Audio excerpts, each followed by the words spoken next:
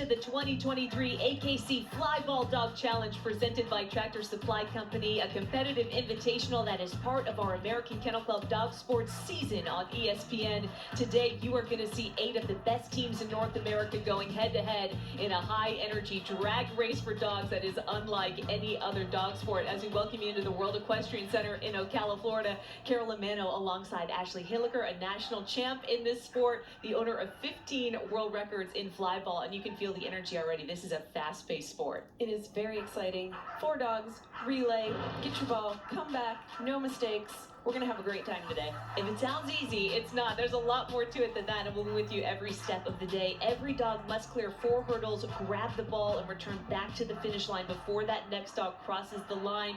There are errors that require the dogs to redo the runs, but we'll walk you through everything you need to know. You're in the right place. More to come on the rules, the strategy, and what's at stake today. But our first competitors of this 18 quarterfinal are ready to race. The top seed, Skid Marks, and one of 2 teams from the Tampa area right here in Florida, all revved up, and that is exactly what they are. So Ashley, walk us through these 5 heats that you're going to see. This is a bracket-style competition, so we're going to start with the first seed in Skid Marks and then the 8th seed all revved up. So these 2 teams, it's the first race of the day. They're recalling over the jumps. They're getting ready for these races. Maybe a little bit of nerves. This is bracket style. You make a mistake, you don't advance in your bracket. Dogs are maybe a little nervous, handlers nervous, adrenaline, but these races are going to be very exciting. You can see that athletic tape that's wrapped around the dogs. That's just to provide some additional support. It's actually a preventative. These dogs are running so fast when they stop to turn on the box, when they stop to get their tug toys, they slide, so they're little pads. Sometimes they can injure them. They can slide too much. So it just keeps them from injuring themselves. It looks like we are ready to go here. The top seed and the 8th seed off and running. Clean starts on both sides. Ooh, definitely a lead in the Skid Marks side. So the red lane. Clean racing so far, but definitely a lead for the Skid Marks.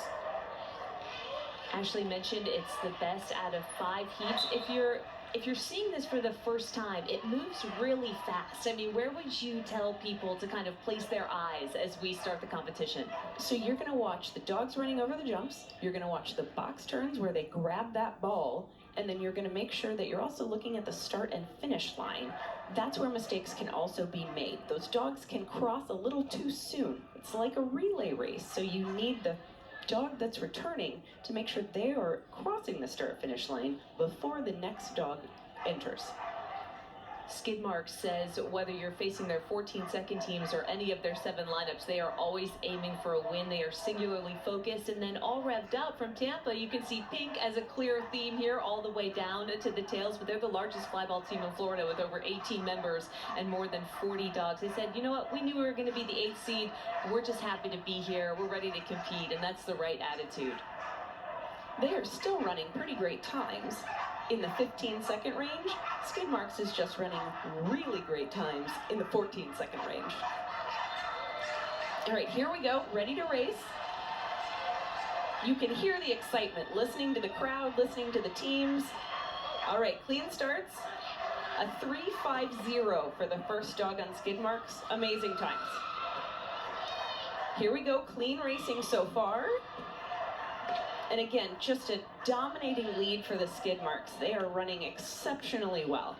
So the numbers that you see on the left side of the lower left-hand corner of your screen, that's the seeding for the bracket-style invitational. And then the right-hand side, those blue and red numbers, those are the lanes and the number of heats that have been run and who has won those heats. But you bring up the timing of all of this.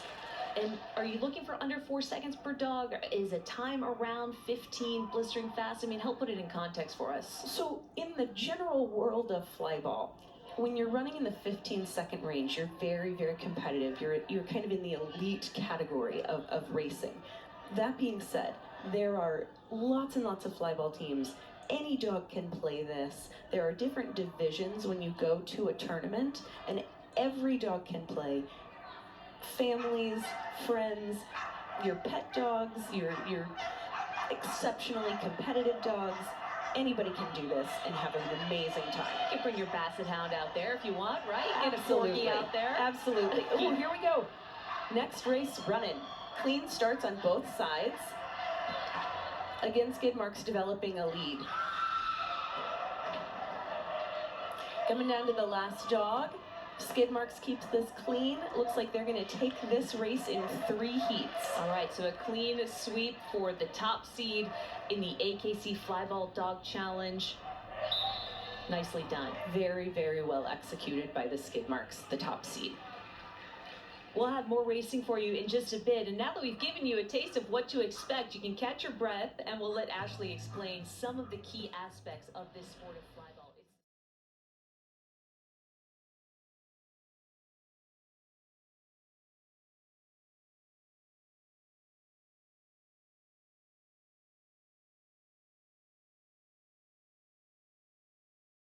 Last heat too, very close.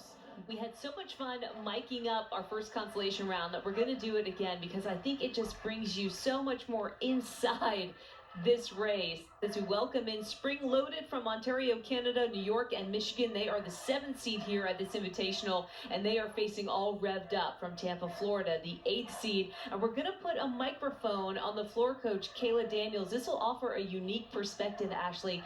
Get a chance to listen in on some of this communication that is so critical. We get a chance to see and feel the communication on the floor coach letting those handlers know exactly what's going on. It's very exciting to be a part of it. Tell us a little bit about the role that Kayla Daniels will play here. The floor coach is really important. The competitors are very focused on the actual part they're playing, the dog they're passing into, their own dog they're handling. Sometimes they don't see that the other team has an error, there's a mistake. So the floor coach lets them know, hey, there's a flag. You might not need to pass so close. Or, hey, the dog in front of you has made an error, or you need to rerun. They let the handlers know what's going on. You're going to see these dogs turning left or right.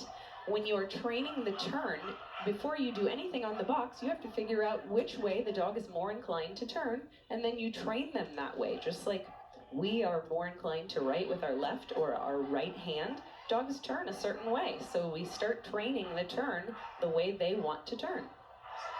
And what are we looking at here in terms of setup? So these props are a way to remind these dogs how we want them to turn. When they are learning, we use the props to help them turn exactly how we want, to teach that swimmer's turn. And these props are just a way to encourage that muscle memory. We can't use them during the race, but during the warm-up, we can do anything we need to help them turn. So the blue team here, the 7th seed, Spring Loaded from Ontario, Canada, New York, and Michigan, all revved up the 8th seed from Tampa, Florida.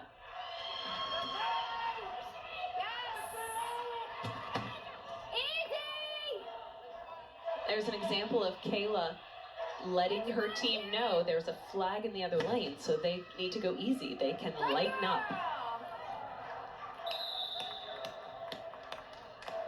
Good job, guys!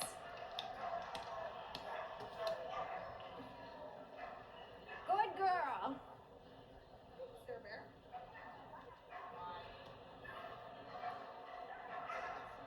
Yeah, they flagged in the other lane. So you heard Kayla say they flagged in the other lane. One of the handlers didn't know why there was wider passes, so she was just explaining they flagged in the other lane. That's why what took place took place. All right, here's seat number 2. We'll listen to what Kayla has to say here.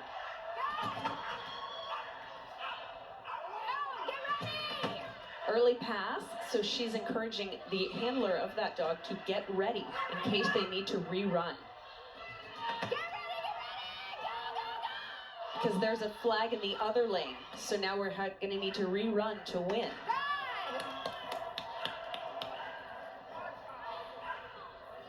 Nice rerun, Mike! This is such a fantastic perspective because it offers something else. Just from the outside point of view, you know, it's a lot to look at and pay attention to, and the race is over before it begins. And this a best of 5 heats, so Kayla's team has a chance to win here if they can pull this off.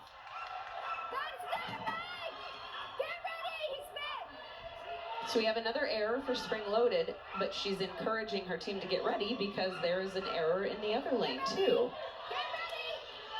Unfortunately, Spring Loaded has 2 flags, so they're going to need to rerun 2 dogs, but now we have another flag in the other lane.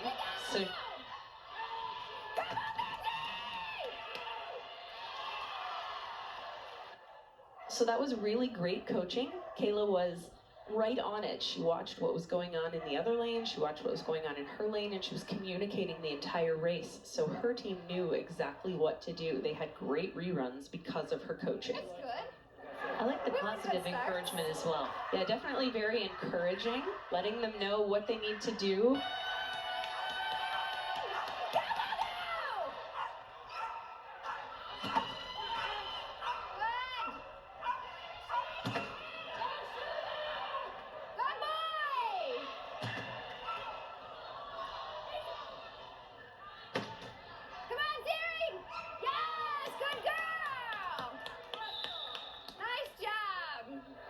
So in that race, Nice racing! they were clean. Good job! So Kayla didn't have to do a lot of coaching. Good dogs! The handlers executed exactly how they needed to, and they were able to win that race. Thank you.